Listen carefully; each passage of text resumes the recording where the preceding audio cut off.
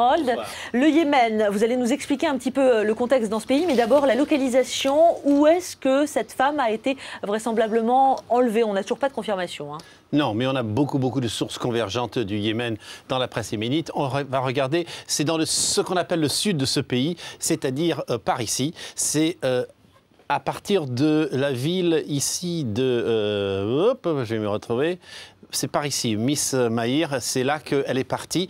Cette dame qui travaille pour le CICR dans sa voiture. Son chauffeur et un autre accompagnateur a été arrêté par un groupe de personnes, en fait 2 personnes très exactement. Alors il faut savoir que la veille, dans cette région du sud, là, il y a eu une rafle de la police. On a arrêté des malfaiteurs et on a arrêté aussi des séparatistes dans le sud parce qu'il y en a.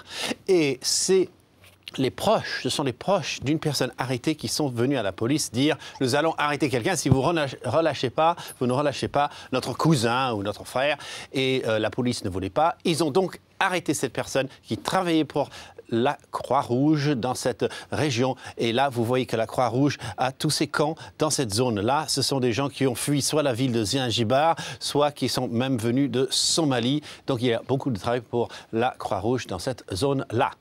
Alors Harold, vous l'avez dit, on le sait, le pays est souvent théâtre de fréquents enlèvements. Ça ne rappellerait pas aussi un petit peu la situation en Égypte, la place Tahrir, la crise actuelle? Le chaos est total, il est même pire qu'en Égypte. Et ça dure depuis le début de l'année que Ali Abdallah Saleh, qui lui ne veut pas partir, il est au pouvoir depuis 33 ans, il a des contestations pacifiques généralement dans les rues de son pays.